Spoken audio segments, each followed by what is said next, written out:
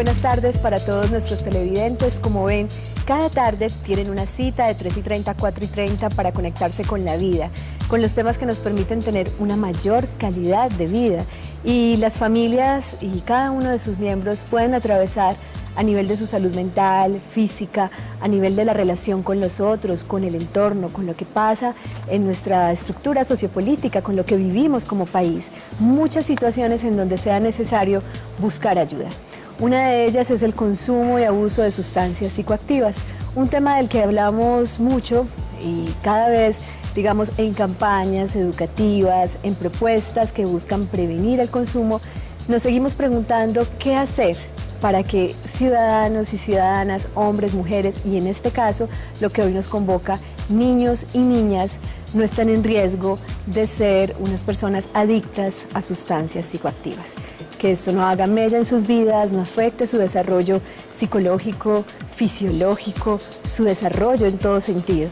Y hoy tenemos por eso dos grupos muy especiales, digamos, dos visiones terapéuticas, de acompañamiento, de servicio, en donde definitivamente son los familiares de las personas con una adicción, y en este caso de un niño o una niña o un joven con una adicción, quienes más atención y ayuda necesitan, porque son quienes pueden hacer algo por esos seres.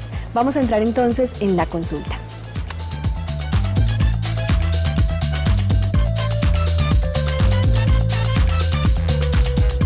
Muy bien.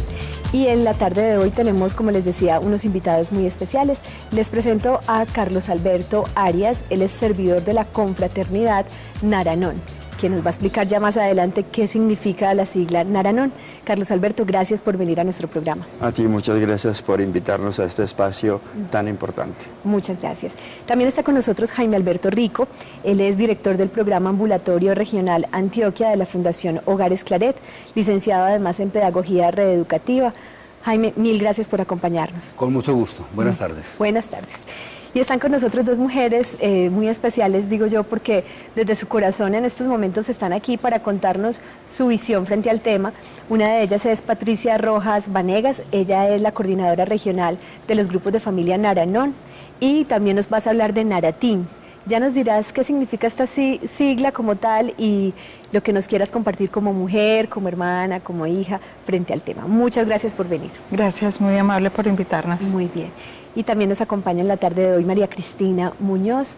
Ella es madre de dos jóvenes que han estado en tratamiento justamente por adicciones y que están, digamos, superando el proceso, obviamente, de algo de lo que hablaremos gracias al acompañamiento de sus familias y a la ayuda terapéutica. Gracias a ti, María Cristina, por venir esta tarde. Muchas gracias por invitarme. Muy bien. Vamos a empezar por definir algo y aquí voy a ir de Jaime a Carlos inicialmente, y es cuando hablamos de una persona adicta a una sustancia, en este caso, ¿de qué estamos hablando? Es decir, ¿cómo se distingue un adicto de uno que no lo es? En este medio en donde vemos constantemente que hay unas drogas socialmente aceptadas y avaladas, como el consumo de licor, por ejemplo, muchas personas creen que manejan la situación. ¿Qué es ser un adicto? Para que puedan definir también en sus hogares las personas cuando en casa hay un problema. Jaime. Bueno, en la Fundación Hogares Claret, para nosotros el consumo de alcohol y el consumo de sustancias psicoactivas son, digamos, lo mismo. Nosotros no hacemos diferencia en el tratamiento de un alcohólico o de una persona con problemas de drogas, sea marihuana, bazuco, cocaína. Llegar a decir de adicción, hay unos parámetros, hay unas condiciones y unas características para llegar a definir la dependencia. La farmacodependencia, como dicen los médicos, eso es una enfermedad primaria, progresiva, multicausal, incurable y mortal. Yo a veces en las charlas que tengo con las personas también hablo de otra condición que es la infectocontagiosa. Es una enfermedad infectocontagiosa porque por lo general las personas están consumiendo en grupo, en lo social. Progresiva, ¿por qué? Porque hay unas etapas. No toda la persona que consume drogas es drogadicto, no todo el que consume alcohol ha desarrollado la enfermedad. Hay unos niveles. Hablamos de dependencia cuando la persona empieza a tener problemas y dificultades en las áreas del proyecto de vida, cuando se empieza a afectar su salud física y psíquica, la parte académica, la parte familiar, lo social, lo académico, lo laboral. Igualmente, cuando aparecen unos conceptos como la tolerancia y el síndrome de abstinencia. La tolerancia tiene que ver con la necesidad que tiene el usuario, el adicto, de aumentar la cantidad de sustancias para sentir el mismo efecto. Y el síndrome de abstinencia tiene que ver con un cuadro de síntomas, por lo general psíquicos, que se pueden manifestar en el cuerpo cuando la persona deja de consumir. Entonces son 4 o 5 situaciones donde uno puede decir, aquí ya hay dependencia. La enfermedad tiene 4 o 5 momentos y yo pensaría que hay un consumidor experimental, que hay un consumidor ocasional, que hay un consumidor habitual y que ya hay una persona que es abusador y en ese nivel de abuso puede haber funcionalidad o disfuncionalidad y podríamos pasar al último momento, que ese ya el consumidor crónico, el farmacodependiente como tal. Muy bien, pues en todas esas categorías, digamos que vamos a centrarnos en los sujetos y en este caso en un grupo poblacional específico, son los niños y las niñas, los jóvenes. Quisiera saber, Carlos Alberto, si en la labor que realizas con los grupos de familia de Naranón, has logrado identificar qué tipo de situaciones de riesgo están viviendo los niños y las niñas hoy que puedan predisponer desde lo ambiental, desde lo social, a que ellos sean consumidores y en el futuro probablemente abusadores o farmacodependientes.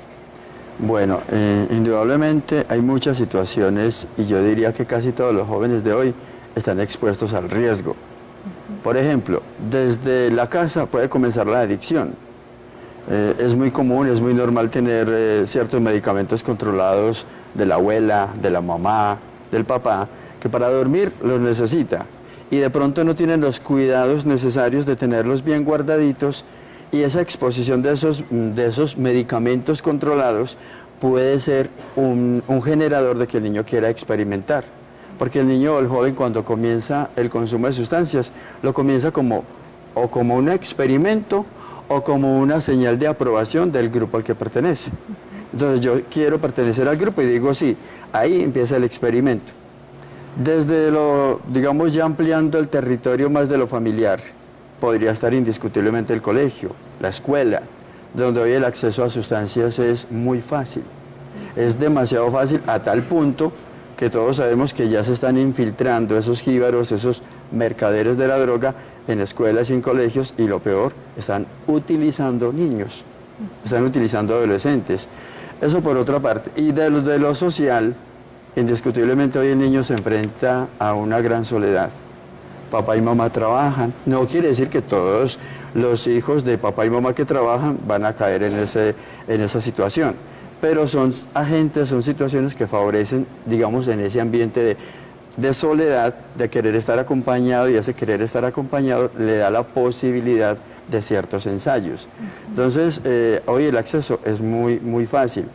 De pronto pienso yo que el niño que en muchas ocasiones no tiene la figura de papá y mamá, de pronto solo tiene la figura de mamá, de pronto el niño hoy el acompañamiento lo tienen el Facebook, el Twitter, que no dan abracitos, que no dan besitos, que no te dicen te quiero, te extrañé, me haces falta. O sea, es multifactorial, como lo decía Jaime precisamente. O sea, puede ser muchísimas circunstancias y hoy tenemos un mundo más abierto, una plataforma que ofrece más y que el niño, si no está bien educado, desde la casa, desde la escuela, desde el colegio, fácilmente accede a él y el problema es que no siempre o casi nunca se sale de ahí.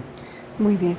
Ha enumerado Carlos, digamos muy en conexión con lo que Jaime nos mencionaba, unos factores que podemos empezar a identificar. Hay unas situaciones de riesgo o familiares o sociales, hay unos vacíos afectivos, como lo mencionabas, muchas veces el contacto, así nuestros pequeños chicos puedan hoy día tener un listado de aparentes 400 amigos en una red social que resulta muy útil para muchísimas cosas, en muchos sentidos, como lo mencionas, no necesariamente garantiza afecto.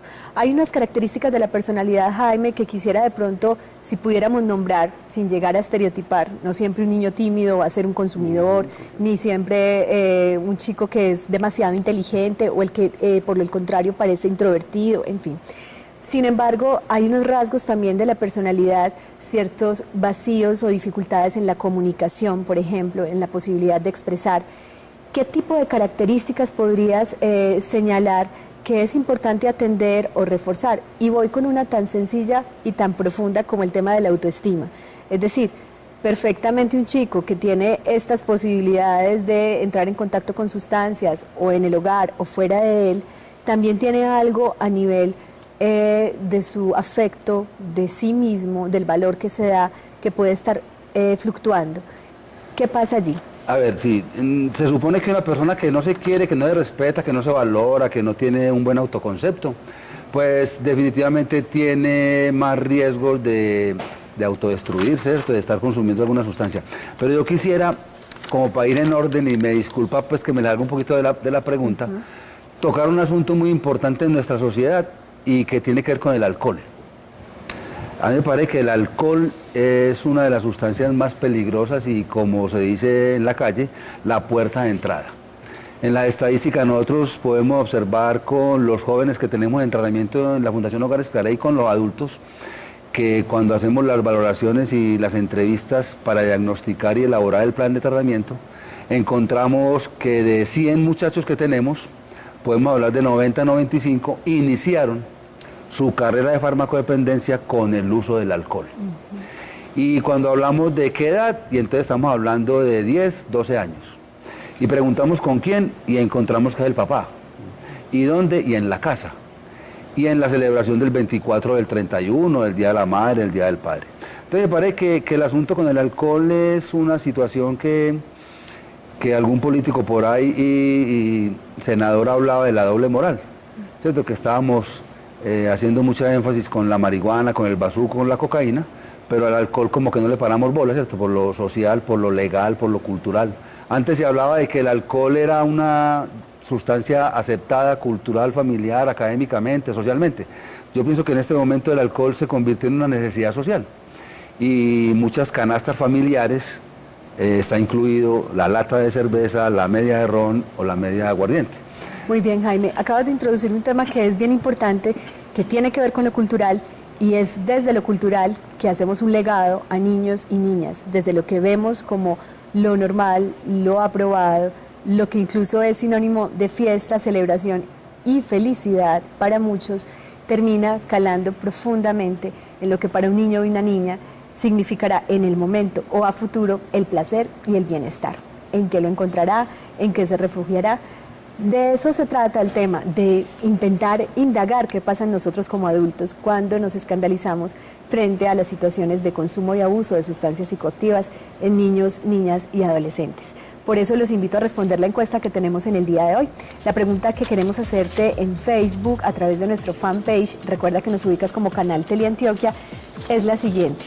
¿Cuál crees que es la principal causa por la que un niño o una niña pueden llegar al consumo de sustancias psicoactivas? A. Un hogar disfuncional de escaso acompañamiento afectivo por parte de los padres. B. Suelen ser chicos sin responsabilidades y en ocasiones bastante sobreprotegidos. C. Son niños y niñas con baja autoestima sumada a situaciones de alto estrés. D. Suelen ser seres sin criterio para elegir y sin una formación en valores. E. Todas las anteriores. Es difícil determinar cuál de todas ellas, sin embargo queremos su opinión, queremos saber cuál crees que pesa más para juntos construir un panorama de acción, una red vital para prevenir el consumo de sustancias. Recuerda que también estamos en nuestro chat, nuestra página es www.teleantioquia.com.co, nos ubicas fácilmente a través del enlace en vivo, das clic allí y una vez das clic vas a estar conectado con nosotros, conectada con nosotros y puedes hacernos tus preguntas, tus comentarios, esas cosas que todavía no entiendes, la impotencia y el dolor que genera en un padre o una madre de familia, saber que aún donde hay amor y también ha habido apoyo, se presentan este tipo de situaciones. Queremos acompañarlos y acompañarlas, por eso no se desconecten. Vamos a una pausa y ya regresamos.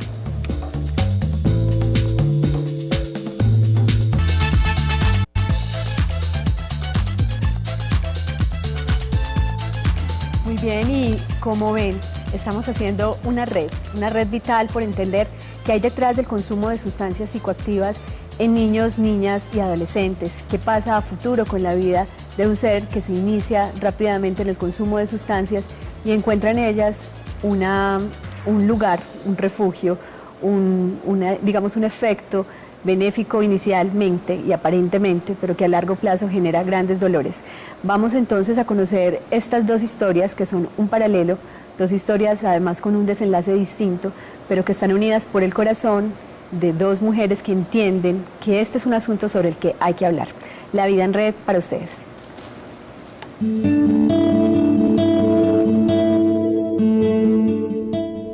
Dos voces, dos vidas, dos historias con algo en común. Este es el paralelo entre una madre y una hermana que lograron transformar el dolor de tener un familiar adicto en una oportunidad. Luces y sombras de dos vidas con desenlaces distintos. Para mí fue muy doloroso saber que después de 8 años de separada me tocaron una situación tan triste. Jamás pensé, y yo pienso que ningún padre en este momento piensa que a ellos también les puede llegar la drogadicción al hogar. Me dio muy duro, pero yo me vine a dar cuenta como a los 3 años. Él estaba en bachillerato cuando empezó a consumir y muchas veces no iba al colegio, sino que se quedaba en la calle jugando. Empecé a cogerle muchas mentiras y me di cuenta realmente que él estaba consumiendo. Este joven tenía 13 años cuando empezó a consumir. Soy hija de un papá alcohólico. Las consecuencias pues que genera este problema no siempre son pues agradables.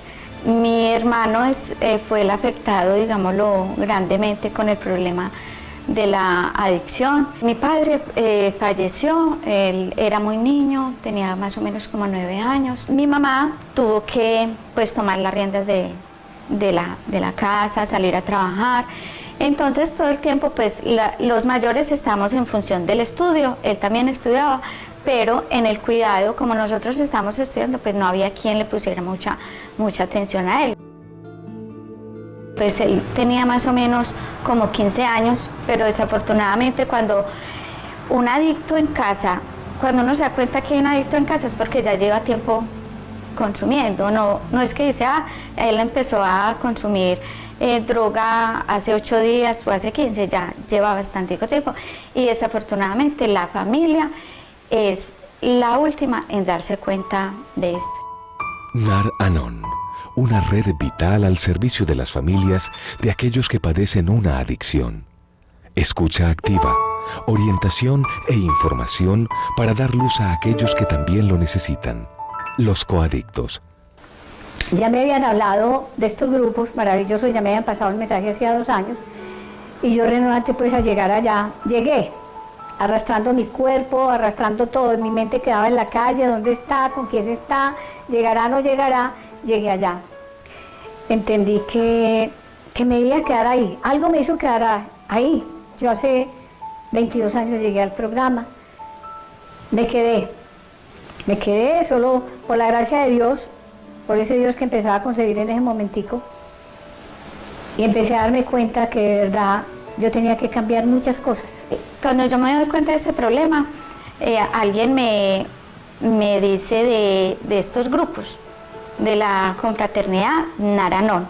Entonces entro a los grupos y aprendo como un poquito a entender que realmente mi hermano padece una enfermedad que se llama drogadicción. Entonces sigo yo en los grupos y le voy diciendo a qué lo puede llevar la vida que lleva. Solo tiene 3 caminos y son los únicos 3 caminos que conocemos que puede llevar a un adicto que no se recupera, y es la cárcel, el hospital o la muerte. Ya terminado este camino a los 24 años, una persona muy joven, llena de vida, bonito, elegante, bien vestido, trabajador, muy inteligente. Muere a los 24 años por los horrores de la adicción. La primera responsabilidad es consigo mismos.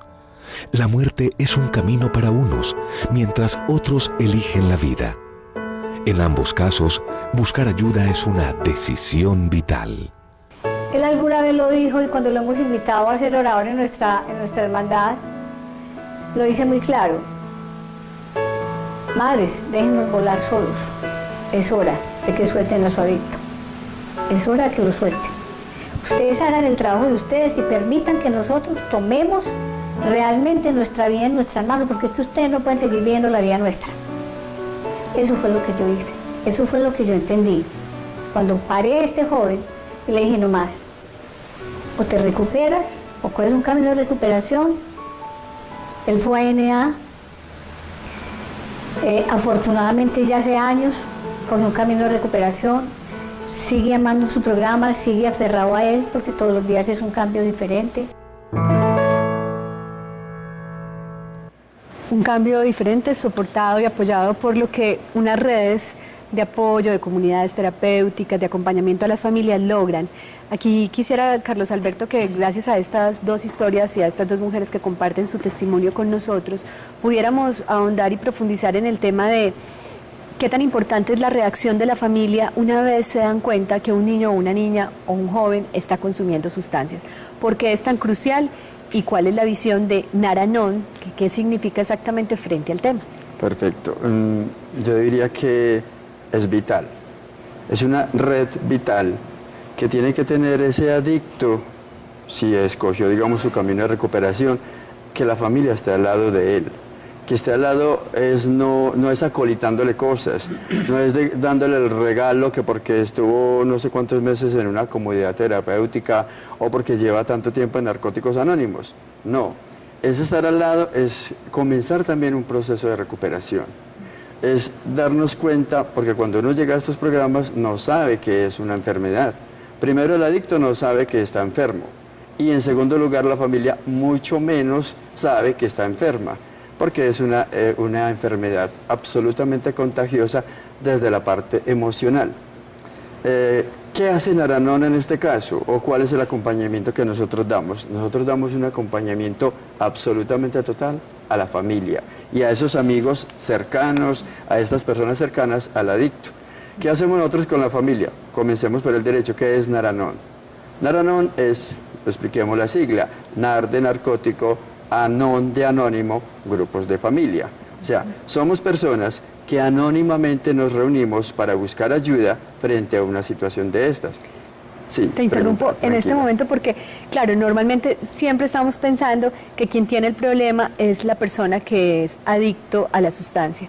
Hay comportamientos también adictivos, repetitivos, conflictivos en esa mamá, en ese hermano, en esa hermana que intenta ayudar a esa persona pero que no sabe cómo. ¿Por qué la familia también necesita ayuda? ¿En qué perspectiva está enferma la familia también? Correcto. El primer desequilibrio de la familia comienza con la parte emocional, comienza a sufrir unos estados alterados. Entonces ese papá, esa pareja, esa mamá, ese hermano, sin darse cuenta puede pasar facilito de la euforia a la depresión, del tener muchos sueños y querer vivir, a la vida no me importa nada. O sea, digamos son unos extremos, la persona comienza a manifestar esos extremos y desde esos extremos comienza a tener comportamientos. Porque si se quedara solamente en esa parte emocional y quietecita, pues listo. Pero resulta que la familia, por ejemplo la mamá, puede pasar tranquilamente toda la noche al pie de una ventana esperando que su hijo llegue o pensando que se lo van a matar. O comportamientos como muchas veces son nosotros, los familiares o las personas cercanas, sin darnos cuenta, en nombre del amor, por supuesto, los que terminamos haciendo más daño o ahondando la enfermedad. ¿Por qué? Porque acolitamos, porque permitimos, porque nos volvemos exageradamente permisivos y creemos que con dar unos tenis, que comprar un Atari, que comprar un televisor, yo no sé qué, que ya con eso el muchachito, el joven, la persona adicta, que ya se va a mejorar. O excesivamente violentos. O excesivamente agresivos. Pueden haber comportamientos muy digamos, vulgares, porque viene desde la parte del maltrato verbal, desde el maltrato físico. Viene otra cosa que castiga mucho a la familia y castiga, yo diría especialmente a las mamás, la culpa. Yo qué hice mal, yo por qué no hice, yo por qué lo dejé, yo por qué no lo dejé. Entonces son una cantidad de situaciones que la persona comienza como a rebobinar y que le hace que genere comportamientos inadecuados. Muy bien, vamos a seguir hablando de esto y aquí quisiera escuchar también la voz de Patricia y de María Cristina. Antes, Jaime, directamente la Fundación Hogares Claret trabaja en sí con la persona adicta, ¿cierto? Digamos que es un enfoque distinto, digamos, ya aquí estamos hablando del sujeto que decidió emprender un proceso. Y cuéntanos brevemente cuál es la visión que tienen ustedes de cómo puede avanzar positivamente un proceso, de qué depende que un niño o una niña, un adolescente pueda empezar un proceso de este tipo. Igualmente nosotros en Hogares Claret también hacemos todo el acompañamiento con la familia. Nosotros tenemos equipos interdisciplinarios conformados por psicólogos, trabajadores sociales, profesionales en familia, educadores, médicos, psiquiatras, y entonces hacemos una intervención del modelo de comunidad terapéutica, que es un método para intervenir la enfermedad de la farmacodependencia y del alcoholismo. Nosotros partimos de la aceptación del problema. Como decía Carlos ahorita, el adicto y la familia tienen un momento donde niegan la situación. Ellos pueden reconocer que hay problema de adicción, pero de consumo de sustancias, pero no están negando que hay una dependencia, que hay una adicción. Y entonces se justifican diciendo aquellos adictos funcionales, que es que está estudiando, que trabaja, que se baña, que hace deporte, que no está robando las cosas, que tiene una funcionalidad. Entonces desde ahí hay una negación. Igualmente el adicto niega y la familia igualmente niega. Yo quisiera complementar un poco algo de lo de Carlos con respecto a lo emocional en la familia. La familia empieza a sentir culpa, miedo, temor, impotencia, irritabilidad, frustración, una cantidad de sentimientos encontrados por la misma situación. Esa es una característica de la familia coadicta. Y empieza, como decía Carlos, a tener unos comportamientos que nosotros los tenemos identificados como roles emocionales, donde hay uno que se vuelve logro, como tú lo decías, se vuelve agresivo, entonces insulta, ataca, agrede a la persona, y es aquel que dice que es que el adicto tiene que comer, tocar fondo para recuperarse, entonces es el que lo echa a la calle. Pero también hay otro rol en la familia que es el detective, que es el que busca la droga, lo esculca, lo huele, lo sigue, le graba las llamadas. Está la mamá por lo general que es alcahueta, ¿cierto? Que se deja manipular, se deja chantajear, en razón del amor, como decía Carlos. O un salvador que cree que puede decidir por él. Un salvador, él. Exactamente, o el indiferente, el chivo expiatorio. Juegan roles distintos al del hermano, al del papá, al del tío, al del abuelo. Muy bien. Y ahí se empiezan a configurar la familia coadicta. La familia coadicta necesita ayuda. Patricia, como coordinadora regional de Naranón, justamente esto que acaba de mencionar Jaime tan importante, especialmente el tema de la culpa, porque el ogro se siente culpable después, porque el detective se siente culpable después, porque aquel que quiere salvar y redimir, a veces hasta alcahuetear, también se siente culpable después. ¿Qué hacer cuando esos episodios de culpa, cuando esa mamá, ese hermano, ese tío está sintiéndose mal porque no sabe qué hacer? Como comunidad, digamos, como confraternidad, ¿qué le sugerirías? ¿Qué tipo de actitudes? Ya sé que vas a mencionar que buscar ayuda en este tipo de grupos inicialmente y que me parece una oferta maravillosa, pero además en el día a día, ¿qué pueden hacer por ellos mismos? Porque hay momentos en donde el otro es finalmente el que decide, ¿cierto? Sí, claro. Bueno, partiendo de que como conocimiento, pues a través del programa nos damos cuenta de que la drogadicción, que no somos culpables de la drogadicción o enfermedad pues del adicto, pero que sí somos responsables de pronto de un cambio de actitud en la familia. Nos damos cuenta que nuestras actitudes pues a veces afectan demasiado al adicto, pero que afortunadamente tenemos como esa ayuda, digamos, en nuestra confraternidad, a través de reunirnos y compartir esa experiencia. Entonces, la experiencia de que me estoy sintiendo culpable por esto, y dije esto y no era lo que tenía que decir. Entonces, realmente nos damos cuenta que es que estamos en un proceso también de recuperación, ¿cierto? De recuperación de nuestro interior, recuperando como esas, otra vez como el carril de esas emociones. Entonces, eso siempre va a estar como latente en la familia, como esa culpa y a la vez esa vergüenza. Entonces yo creo que es a diario tratar de mirar esa actitud e irla corrigiendo con el conocimiento. Muy bien, muchas gracias. Una de las cosas que pasa también muy comúnmente es que las personas alrededor del adicto dejan de ver su propia vida por estar pendiente de la de él. ¿Qué es importante en este caso? ¿Cómo una mamá o un papá puede seguir acompañando, pero mostrándole también a ese hijo o a esa hija que ellos se están dando un lugar y se están cuidando a sí mismos? De pronto aquí quiero que tú me lo comentes más adelante, pero María Cristina, como madre de familia, pues cuéntanos un poquito de tu historia, el beneficio que has recibido con el acompañamiento de la Fundación Hogares Claret también, y lo que has logrado encontrar frente al proceso de tus 2 hijos. Cuéntanos un poco acerca de ellos, en qué momento iniciaron el consumo, qué sientes frente a ese momento en sus vidas. A ver, no sé exactamente en qué momento empezaron el consumo, pero cuando me di cuenta, busqué ayuda. Una de mis hijas fue a Hogares Claret y entonces por intermedio de ella fue que mis hijos ingresaron al programa. Entonces, igualmente empezamos nosotros como familia. Son 2 hijos los menores. Son 5 hermanos. Sí. Ellos son los menores. Entonces, el proceso fue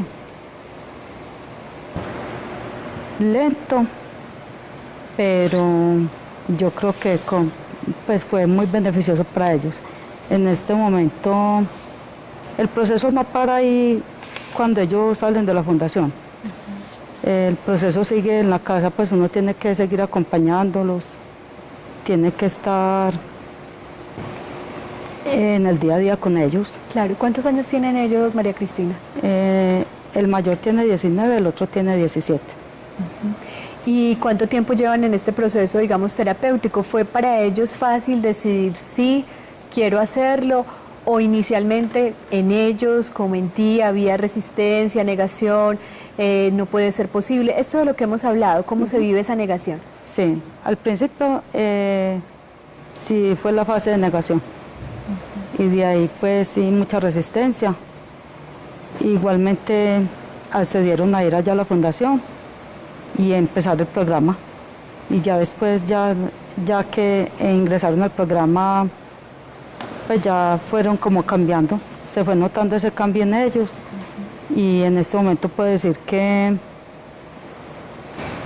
están mejor, están mucho mejor que cuando empezaron en el programa. Muy bien, y es muy bonito lo que dices también, que el proceso continúa y que eres una madre también dispuesta a seguir acompañando. De los factores de riesgo que mencionaba Jaime, como el tema del alcohol, tan socialmente aceptado, el tema de cómo en los colegios que mencionaba Carlos también ya hay, digamos, una oferta cada vez mayor. ¿Qué tipo de condiciones consideras tú que marcaron una vulnerabilidad especial en ellos dos? Si reconoces algo que nos puedas compartir también como madre de familia. Yo pienso que no, en mi familia no se consume mucho alcohol, ni pues nosotros hacemos muchas reuniones familiares, pero el alcohol casi no. Pero yo pienso que fue más como la soledad. Ellos son huérfanos de padre, entonces casi que inmediatamente empecé yo a trabajar también y fue como si hubieran perdido papá y mamá a la vez. Entonces yo pienso que fue como esa parte, como la soledad, no sé, me parece que fue por ahí. Muy bien, tocas ese tema también importante que no hemos querido dejar de lado, perdón, y tiene que ver con lo que viven también en ese mundo interno los chicos y las chicas que muchas veces no manifiestan y que les duele la vida, como le duele a veces también al adulto, o a veces más, o a veces menos, no lo sabemos, pero hay que acompañarlos, y ese punto que toca María Cristina es importante. Carlos quiere decir algo, pero debemos ir a una pausa, muy brevemente, para poder después en Zona Interactiva escuchar a los televidentes que probablemente tienen sus preguntas. ¿Qué querías decir? Perfecto, no, yo quería enfatizar una cosita que me parece importante, y es que nosotros en los grupos aprendemos a soltar al adicto. ¿Qué quiere decir soltar al adicto? Y lo veíamos en la nota, soltar al adicto no es ser indiferente con él, no es echarlo a la calle, no es creer que no me importa, no. Soltar al adicto es emocionalmente comenzar a separar la persona de la enfermedad, para comenzar desde esa perspectiva a tener unas actitudes más sanas y más saludables frente al adicto y frente al resto de la familia, que en muchísimas ocasiones se descuida porque comienza a girar todo en torno al adicto. Muy importante ese punto, lo vamos a tocar después de este corte comercial. ¿Qué significa soltar al adicto acompañándolo y obviamente facilitándole la vida, el proceso de recuperación si así lo decide y el proceso también de recuperación de la vida de cada uno de sus miembros de la familia. Las líneas telefónicas 232-4604, 018-515-015, estoy segura que se conectarán con nosotros en unos minutos en Zona Interactiva.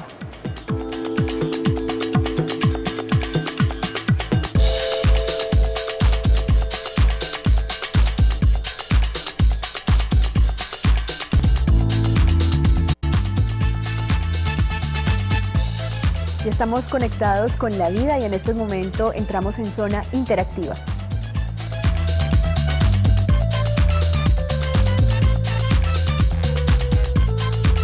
Y está en la línea desde Bogotá, Marta Oquendo. Marta, buenas tardes. Marta. Buenas tardes. Muy buenas tardes, gracias por estar con nosotros.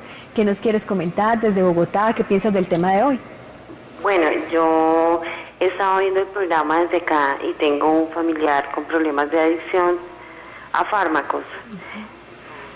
Ajá, y en estos momentos, sí, adelante. Quisiera saber si aquí en Bogotá existe alguna fundación a la que podamos acudir, pues la familia, para buscar ayuda. Muy bien, muchas gracias por tu pregunta, por estar interesada en buscar ayuda. Yo creo que te pueden colaborar. ¿Qué le podemos decir a Marta? Bueno, Carlos. le podemos decir dos noticias positivas. La primera, que por ejemplo para el caso de los jóvenes adictos existen en todo el país los grupos de narcóticos anónimos, que son grupos que funcionan exactamente igual como Naranon, pero que trabajan directamente con los adictos, ¿cierto? Lo puede identificar tranquilamente en el directorio telefónico como NA, ¿cierto? O buscar la página de internet. En el caso de nosotros en Bogotá tenemos grupo, ¿cierto? Nosotros inclusive estuvimos haciendo una convención, que es un evento anual que se hace de todos los grupos del país en una ciudad diferente. Entonces estuvimos en Bogotá inclusive. Allá también tenemos grupos. Entonces yo le puedo decir la dirección si la persona quiere estar. Perfecto, o el número de teléfono. El número del teléfono, perfecto. Entonces, vea, le invito a que consulte nuestro correo electrónico, porque ahí le podemos dar datos muy precisos. El correo electrónico es naranoncol@gmail.com. Muy bien, naranoncol. O sea, es como decir de Naranon, Colombia, ¿cierto? Ahí tenemos Hotmail. Y Hotmail, naranonmed@hotmail.com. Perfecto, ese sería Medellín. En esos dos correos electrónicos. En Bogotá, como los grupos funcionan digamos, en lugares aledaños, normalmente a las iglesias o a sedes sociales que nos prestan, en ocasiones no tenemos número de teléfono, pero le puedo decir que en Bogotá se reúne un grupo que se llama Fe y Recuperación, y ellos se reúnen los martes y los jueves de 3 a 5 de la tarde. ¿Dónde funciona este grupo? En la carrera 16, número 5823, en el barrio Chapinero. Muy bien. De todas maneras, el correo electrónico es como la forma de... Claro, claro, o puede acceder a nuestra página de internet también, que también estamos en internet. Nosotros somos una confraternidad que estamos en más de 40 países del mundo. La sede principal queda en California, Estados Unidos. Y en Colombia, pues también tenemos página de internet. Puedes buscar por Google Naranon Organización, y ahí encuentras inclusive los diferentes países también. Naranon, Colombia. Muy bien. Habíamos dejado en punta el tema de cómo soltar al adicto.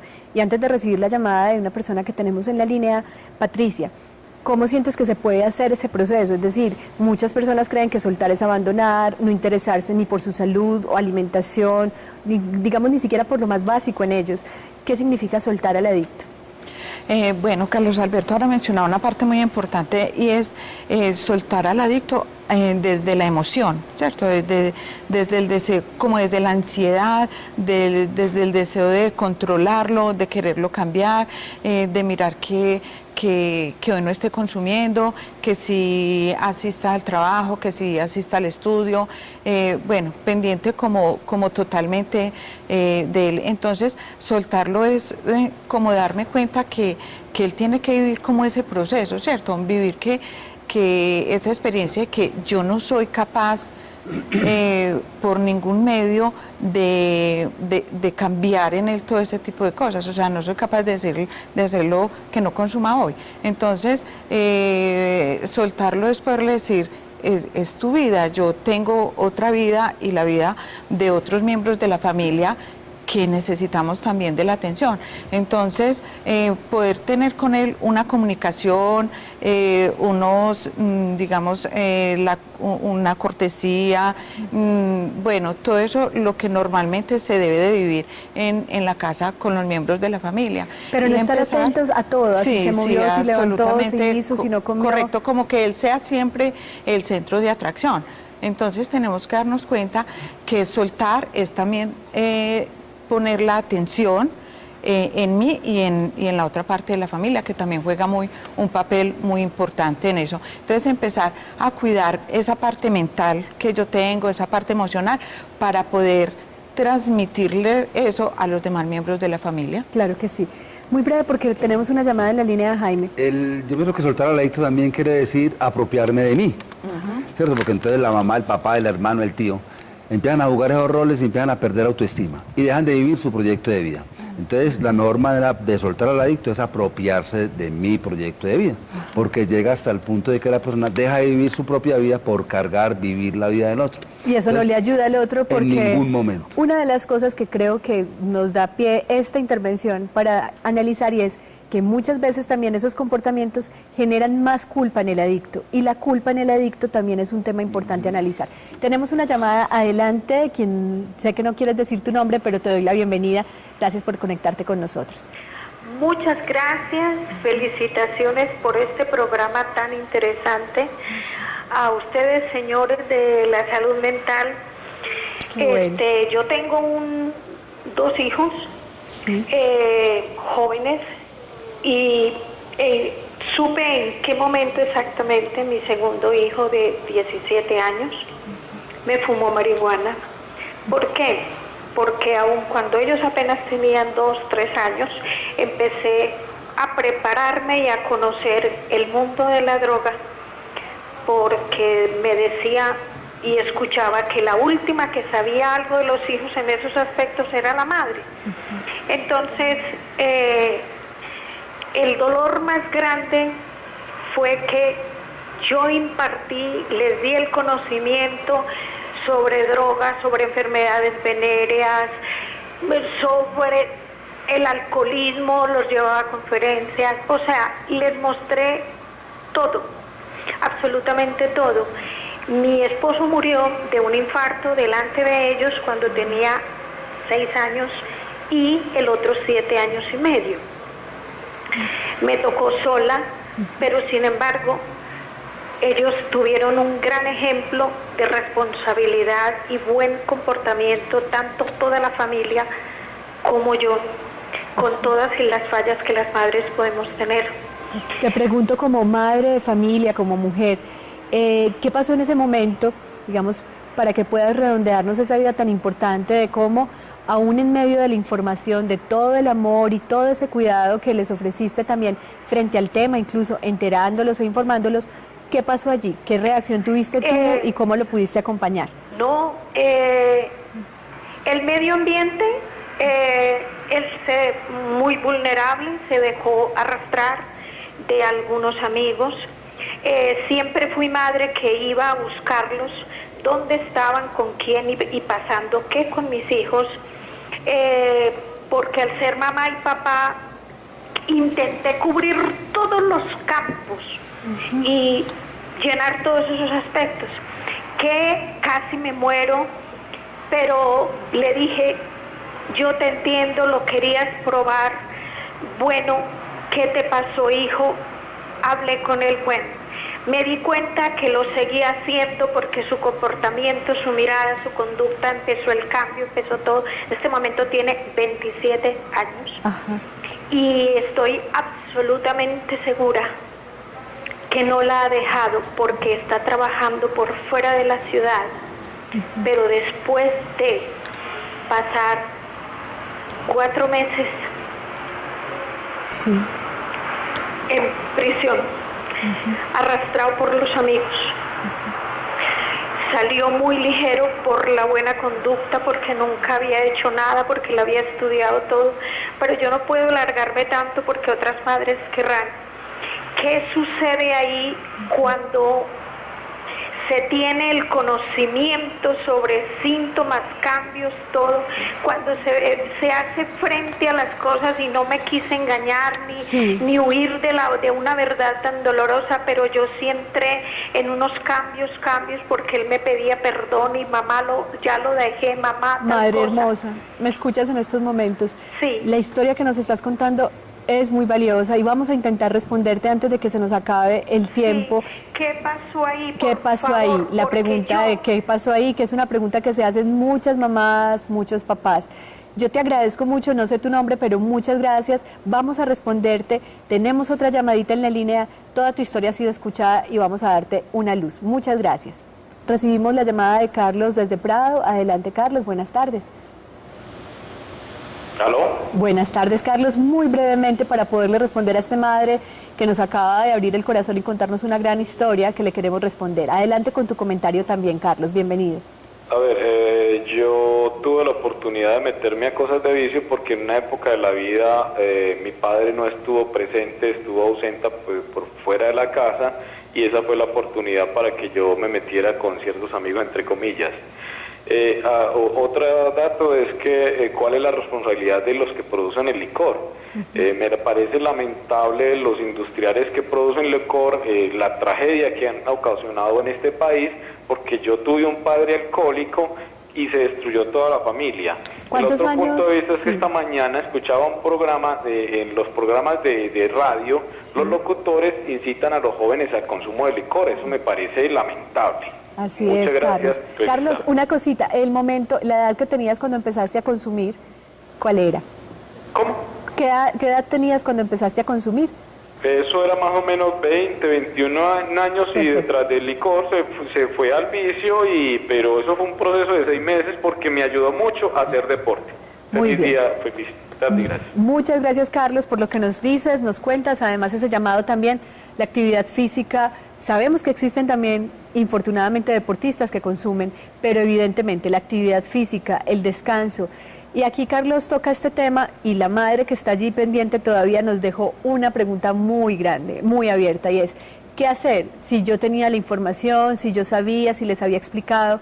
¿Qué pasó allí? Y es la pregunta que está unada a la culpabilidad, que ojalá pueda ella sanar, porque en realidad no tiene la responsabilidad absoluta de las elecciones de su hijo. ¿Qué le podemos decir, Carlos, a esta madre para después comentar lo que dice Carlos? Bueno, ¿qué le podemos decir a esta madre?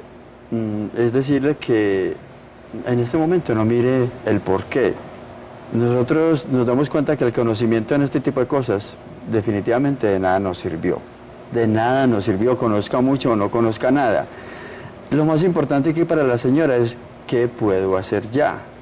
Y ahí ya se le abre un montón de puertas. Entre otras cosas, el proceso de culpa es un proceso que no lo va a sanar de la noche a la mañana tampoco. También le toca vivir un proceso. En nuestros grupos de recuperación se hace ese proceso precisamente desde la primera reunión y durante mucho tiempo hasta que ella puede sanar su culpa. Muy bien, por eso los datos han estado apareciendo en pantalla para que Correcto. evidentemente todavía hay mucho para hacer, especialmente por tu propia vida, madre querida, te digo así porque no sé tu nombre.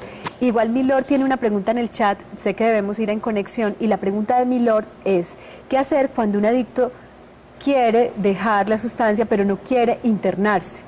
Se trata de un hijo que consume cocaína y marihuana.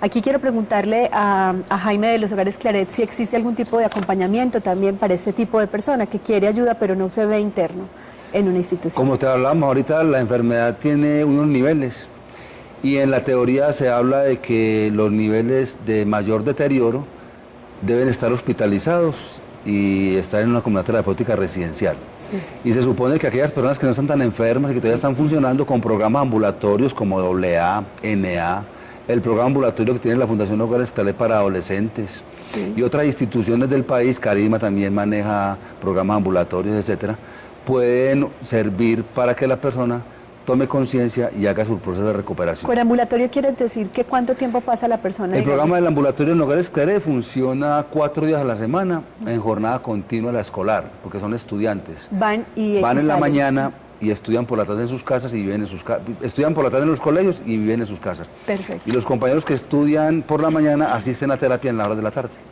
Muy bien, tenemos una nota que nos pone en conexión con más información y regresamos con unos segundos para un tema que no concluiremos evidentemente y que daremos más información. Hoy te ponemos en conexión con la página www.naranoncolombia.org, un espacio en donde todos aquellos familiares de las personas adictas pueden encontrar una guía, una confraternidad para el acompañamiento. Los grupos de familia Naranon son una confraternidad mundial para todos aquellos afectados por la adicción ajena. También te invitamos a leer el artículo Prevención del abuso de drogas y promoción de la salud en jóvenes, de los autores Antonia María Sánchez y Alfonso García Martínez.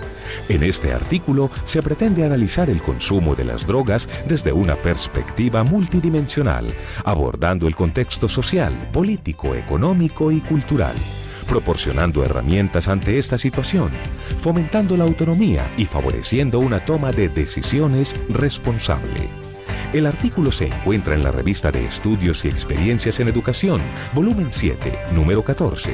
La puedes encontrar en la biblioteca de la Universidad de Antioquia. Recuerda visitar nuestro micrositio en www.teleantioquia.com.co. Síguenos en Facebook como Canal Teleantioquia. Y búscanos en Twitter como @teleantioquia, #Red Vital.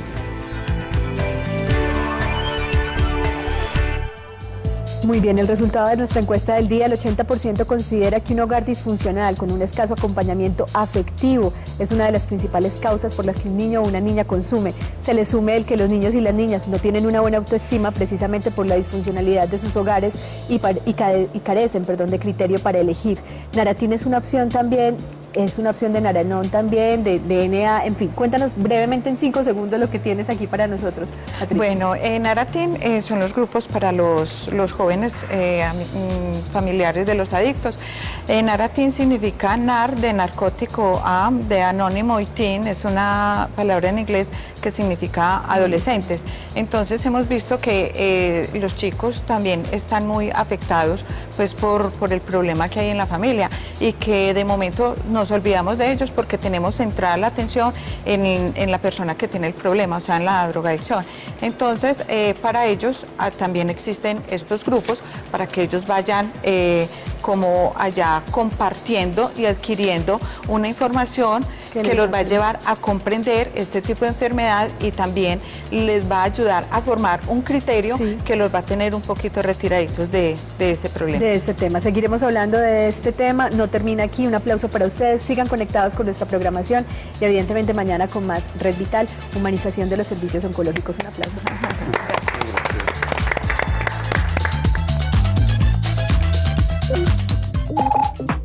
La anterior transmisión fue financiada con los recursos del Fondo para el Desarrollo de la Televisión de la Comisión Nacional de Televisión. Ha desarrollado la enfermedad, hay unos niveles. Hablamos de dependencia cuando la persona empieza a tener problemas y dificultades en las áreas del proyecto de vida, cuando se empieza a afectar su salud física y psíquica, la parte académica, la parte familiar, lo social, lo académico, lo laboral. Igualmente, cuando aparecen unos conceptos como la tolerancia y el síndrome de abstinencia. La tolerancia tiene que ver con la necesidad que tiene el usuario, el adicto, de aumentar la cantidad de sustancias para sentir el mismo efecto. Y el síndrome de abstinencia tiene que ver con un cuadro de síntomas, por lo general psíquicos, que se pueden manifestar en el cuerpo cuando la persona deja de consumir. Entonces son 4 o 5 situaciones donde uno puede decir, aquí ya hay dependencia. La enfermedad tiene 4 o 5 momentos y yo pensaría que hay un consumidor experimental, que hay un consumidor ocasional, que hay un consumidor habitual y que ya hay una persona que es abusador y en ese nivel de abuso puede haber funcionalidad o disfuncionalidad y podríamos pasar al último momento, que ese ya es el consumidor crónico, el farmacodependiente como tal.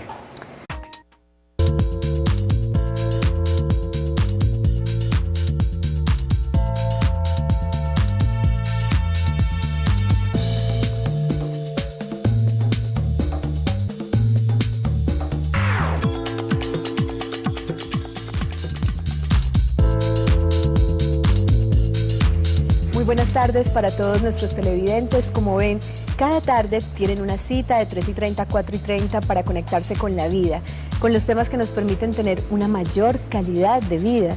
Y las familias y cada uno de sus miembros pueden atravesar a nivel de su salud mental, física, a nivel de la relación con los otros, con el entorno, con lo que pasa en nuestra estructura sociopolítica, con lo que vivimos como país. Muchas situaciones en donde sea necesario buscar ayuda. Una de ellas es el consumo y abuso de sustancias psicoactivas, un tema del que hablamos mucho y cada vez, digamos, en campañas educativas, en propuestas que buscan prevenir el consumo, nos seguimos preguntando qué hacer para que ciudadanos y ciudadanas, hombres, mujeres y en este caso, lo que hoy nos convoca, niños y niñas, no estén en riesgo de ser unas personas adictas a sustancias psicoactivas. Que esto no haga mella en sus vidas, no afecte su desarrollo psicológico, fisiológico, su desarrollo en todo sentido. Y hoy tenemos por eso dos grupos muy especiales, digamos, dos visiones terapéuticas, de acompañamiento, de servicio, en donde definitivamente son los familiares de las personas con una adicción, y en este caso de un niño o una niña o un joven con una adicción, quienes más atención y ayuda necesitan, porque son quienes pueden hacer algo por esos seres. Vamos a entrar entonces en la consulta.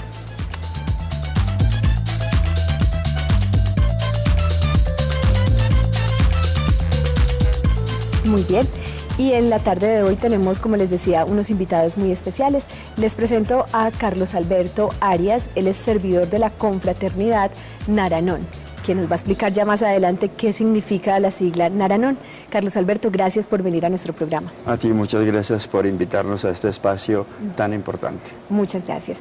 También está con nosotros Jaime Alberto Rico, él es director del programa ambulatorio regional Antioquia de la Fundación Hogares Claret, licenciado además en Pedagogía Reeducativa.